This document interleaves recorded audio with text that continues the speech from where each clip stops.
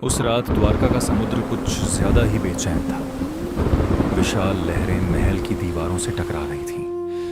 आकाश में काले बादल गरज रहे थे और उसी महल की एक खिड़की के पास भगवान श्री कृष्ण मौन खड़े थे। लेकिन उनकी आंखें द्वारका में नहीं थीं। वो तो बहुत दूर वृंदावन में खो चुकी थीं। तभी पीछे खड़े उद्धव ने धीरे से पूछा, प्रभु, आज इन नेत्रों में अश्रु? भगवान श्री कृष्ण हल्का मुस्कुराए, लेकिन उस मुस्कान में दर्द छिपा था। उन्होंने धीमी आवाज में कहा, आज अचानक वृंदावन स्मरण हो आया, फिर जैसे उनकी आंखों के सामने पूरा बचपन लौट आया हो। वे मुस्कुराते हुए कहने लगे, देखो, वहां सुदामा आज भी मुझसे हारकर बहस कर रहा है। श्रीदामा और मधुमंगल गायें चराते चराते फिर माखन चुरा रहे हैं। दाऊ मुझे पकड़ने के लिए दौड़ रहे हैं और मैं हंसते हुए उनसे बचकर भाग रहा हूं। कुछ क्षणों तक भगवान श्री कृष्ण की आंखों में पूरा वृंदावन जीवित हो उठा, लेकिन फिर अचानक उनकी आवाज धीमी पड़ गई। उन्होंने कांपती आवाज में कहा, और राधा? राधा? नाम लेते ही उनकी आवाज रुक गई। उनकी आंखों से अश्रुधारा बहने लगी। पूरा कक्ष मौन हो गया। सिर्फ समुद्र की आवाज सुनाई दे रही थी। उद्धव यह सब देखकर हैरान थे। उन्होंने शांत स्वर में कहा, परंतु प्रभु, आप तो स्वयं पूर्ण ब्रह्म हैं, इन नश्वर संबंधों से परे। मोह, माया, बंधन, ये सब तो मनुष्यों के लिए है। आप कैसे इन भावनाओं में बन सकते हैं? भगवान श्री कृष्ण धीरे से मुस्कुराए, लेकिन उनकी आंखें अब भी नम थीं। उन्होंने कहा, इस नश्वर शरीर के बंधनों में नहीं बंधा मैं, उद्धव।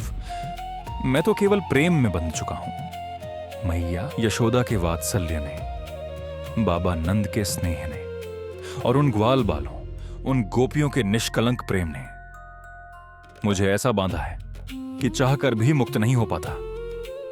उद्धव कुछ क्षण सोचते रहे, फिर बोले, यदि वे सब अज्ञान में हैं प्रभु, तो आप उन्हें समझाते क्यों नहीं? उन्हें इस मोह से मुक्त क्यों नहीं करते? भगवान श्री कृष्ण ने उद्धव की ओर देखा और धीमे स्वर में बोले, तो क्या तुम मेरा एक कार्य करोगे, उद्धव? उद्धव तुरंत बोले, प्रभु, आपके लिए मेरा जीवन भी अर्पित है। तब भगवान श्री कृष्ण ने कहा, तो जाओ उद्धव, वृंदावन जाओ, मेरे बाबा नंद को, मैया यशोदा को और उन गोपियों को ज्ञान का मार्ग दिखाओ। उन्हें इस विरह से मुक्त करो। उद्धव प्रणाम करके जाने लगे, लेकिन तभी पीछे से भगवान श्री कृष्ण ने उन्हें रोक लिया। रुकिए,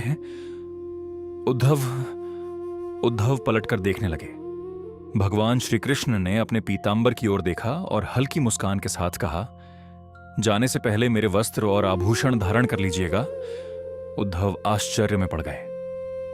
प्रभु, भगवान श्री कृष्ण मुस्कुराए, लेकिन उस मुस्कान में गहरा दर्द छिपा था। उन्होंने धीरे से कहा, अन्यथा वे गोपियां आपकी ओर देखेंगी भी नहीं। और अगले ही क्षण भगवान श्री कृष्ण की आंखों से एक अश्रु ढलक पड़ा। सूरज ढल रहा था। उद्धव का रथ धीरे धीरे वृंदावन की ओर बढ़ रहा था। वृंदावन की गलियां शांत थीं। वही पेड़, वही यमुना, वही गलियां, लेकिन कान्हा की हंसी नहीं थी। हवा में विरह घुल चुका था। तभी दूर खड़ी एक गोपी ने रथ को देखा। उसकी सांसें थम गईं। वह कांपती आवाज में बोली, कान्हा! दूसरी गोपी खुशी से रो पड़ी, कान्हा आ गए, हमारे कान्हा लौट आए। पूरा वृंदावन दौड़ पड़ा। गोपियां, ग्वालबाल, बुजुर्ग, सबकी आंखों में वर्षों बाद आशा लौट आई। लेकिन जैसे ही उद्धव रथ से नीचे उतरे, पूरा वृंदावन ठहर गया। वो कृष्ण नहीं थे। एक गोपी की आंखों से आंसू बह निकले। ये हमारे कान्हा नहीं है। उद्धव यह देखकर भीतर तक हिल गए। धीरे धीरे वे नंद भवन पहुंचे। माता यशोदा आज भी दरवाजे की ओर देख रही थी, मानो अभी कान्हा दौड़ते हुए अंदर आएंगे। जैसे ही उनकी नजर पीतांबर पर पड़ी, वे अचानक खड़ी हो गईं। कान्हा! लेकिन अगले ही पल उनकी आंखों ने सच पहचान लिया। उद्धव झुक गए। मैया, मैं कान्हा नहीं, उनका दूत उद्धव हूं। यशोदा की आंखों की चमक बुझ गई। उन्होंने आंसू रोकते हुए कहा, अच्छा, तो आज फिर मेरे लाल ने आने का वचन तोड़ दिया? पास बैठे नंद बाबा ने धीरे से पूछा, क्या वो खुश है वहां? उद्धव बोले, बाबा, अब वे द्वारका के महाराज हैं। संपूर्ण आर्यावर्त उनका नाम लेता है। वे अब केवल आपके पुत्र नहीं, स्वयं भगवान हैं। नंद बाबा कुछ क्षण चुप रहे, फिर हल्का मुस्कुराए, लेकिन उनकी आंखों में आंसू भर आए। उन्होंने कहा, भगवान? अगर वो भगवान है उद्धव, तो बताओ, कौन सा भगवान अपने पिता की टूटी हुई खड़ाऊ सिर पर रखकर पूरा आंगन दौड़ता फिरता है? उद्धव मौन रह गए। नंद बाबा की आवाज भर आने लगी, कौन सा भगवान रात को डरकर मेरी छाती से लगकर सो जाता है? कौन सा भगवान मेले में खिलौना न मिलने पर घंटों मुंह फुलाकर बैठा रहता है? तुम कहते हो वो भगवान है, पर मेरे लिए तो वो आज भी वही बालक है जो उंगली पकड़कर चलना सीखता था। यह सुनते ही यशोदा रो पड़ी।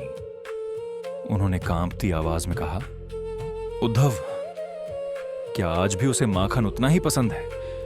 क्या आज भी सोते समय करवट बदलकर मेरा आंचल ढूंढता है?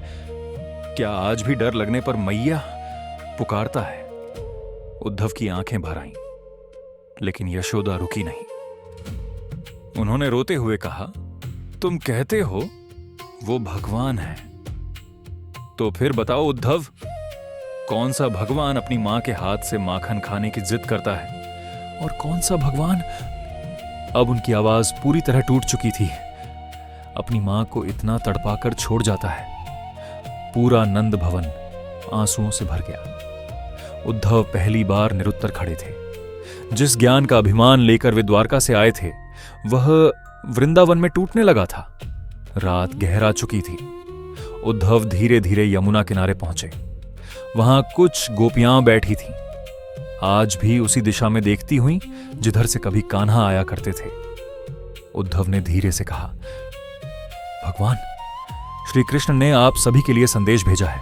वे केवल शरीर नहीं, स्वयं परमात्मा है। मोह त्याग दीजिए। यह सुनकर एक गोपी हल्का मुस्कुराई। उसने आंसुओं के साथ कहा, उद्धव जी, जिन्हें हम प्रेम करते हैं उन्हें हम भगवान नहीं मानते। दूसरी गोपी बोली, हमारे लिए तो वो वही कान्हा है जो माखन चुराकर भाग जाते थे। फिर एक तीसरी गोपी ने धीरे से कहा, आप कहते हैं उन्हें भूल जाए, लेकिन उद्धव जी, सांस लेना कैसे भूल जाते हैं? उद्धव स्तब्ध रह गए। एक गोपी ने आसमान की ओर देखते हुए कहा, वृंदावन में ज्ञान नहीं रहता उद्धव जी, यहां सिर्फ प्रेम सांस लेता है। उस रात यमुना किनारे खड़े उद्धव की आंखों से भी आंसू बह रहे थे। उन्होंने आसमान की ओर देखकर कहा, प्रभु, आपने मुझे यहां ज्ञान देने नहीं, प्रेम का अर्थ सिखाने भेजा था। और तभी हवा के साथ एक मोर पंख उड़ता हुआ आया और उद्धव के चरणों में गिर पड़ा।